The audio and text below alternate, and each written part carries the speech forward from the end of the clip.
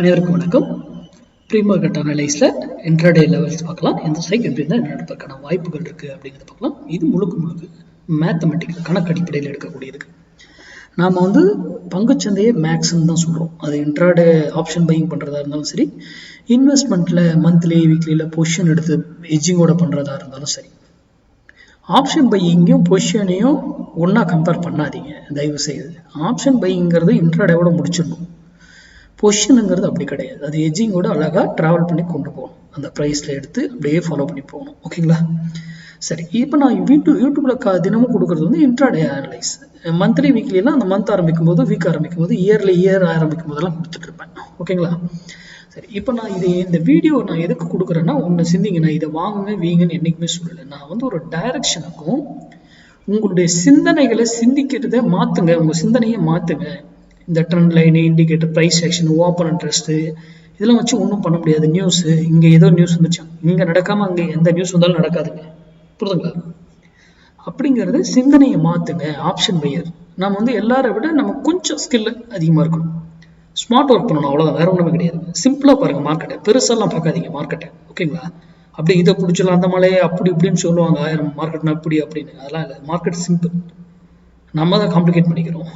ஓகேங்களா? சரி, நம்ம இன்னைக்கு அனலைஸில் 24,500 புட்டு 78 ரூபாய்க்கு கீழே இருந்தா சஸ்டெயின் ஆனா நிஃப்டி அப்சைட் ஏறும். அதே 78 ரூபாய்க்கு மேலே சஸ்டெயின் ஆனா நிஃப்டி இறங்கும். அப்போ 78 ருபீஸ் இங்கே இருக்கும்போது நேராக இருக்கும்போது நீங்கள் என்ன டிசிஷனோ யுவர் விஷயம், அப் ஆர் டவுன் நீங்கள் முடிவு எடுத்துக்கோங்க. அது ஒவ்வொரு நாளும் ஏன் அந்த இடத்துல நடக்குது. அதே போல அது மேல இருக்குன்னா ஒரு வேலைக்கு இங்கேருந்து போயிட்டு ஒரு வெளியில போயிட்டு இதர் இங்கேருந்து திரும்பணும், ஆர் அங்கிருந்து அப்சைட் திரும்பணும், ரிவர்சல். அது போனால் அது ஒரு குறிப்பிட்ட வேலையில சஸ்டெயின் ஆகும், அங்கிருந்து அடுத்த சிக்னல் கொடுக்கும். அதே போலதான் கீழே வந்தால் ஒரு வேலையில திரும்பணும், ஆர் அங்கிருந்து கீழே திரும்பணும். அதே போல கீழே. அப்போ ஒரு ஸ்ட்ரைக் 1000 பாயிண்ட் ஏறினாலும் எப்படி ஸ்டெப் பை ஸ்டெப்பாக ஏறும், இறங்கினாலும் எப்படி ஸ்டெப் பை ஸ்டெப்பாக இறங்கும். எப்படி நம்ம படிக்கட்டில் வீட்டில் ஸ்டெப்ஸ் ஏறுறோம் இல்லையா, இறங்குறோம் இல்லையா, அதே போலதான் மார்க்கெட்டும். எப்படி ஏறுது இறங்குது, என்ன காரணம், அதில் சர்டன் ரூல்ஸ், அதில் ஃபால்ஸ். நம்ம எல்லாரும் மேலே தான் இருக்குது அப்படின்னு நீங்கள் இருப்பீங்க, ஆனால் வீக்காக இருக்கும். ஒரே அடிப்போம் கீழே தான் இருக்குது. ஓகே, இது வீக்காக இருக்குது, உடனே ஒரே சென்த்தாக இருக்கும், ஒரே இதில் மேலே தூக்கிடுவாங்க. இதெல்லாம் நம்மளை ட்ராப் பண்ணி ஏமாத்துறது. ஏன்னா மேக்ஸ் எல்லாருக்குமே ஒன்று தாங்க. மேக்ஸுங்கிறது எனக்கு 78 வந்தால் உங்களுக்கு 78 வரணும். எனக்கு 50 உங்களுக்கு 70 வந்தாங்களா, அது தப்பு. ஸ்ட்ராட்டஜி கிடையாது மேக்ஸ். ஸ்ட்ராட்டஜிங்கிறது இன்னைக்கு ஒன்று. இப்போ குளிர்காலம் வெயில் காலம் 2 இருக்கு.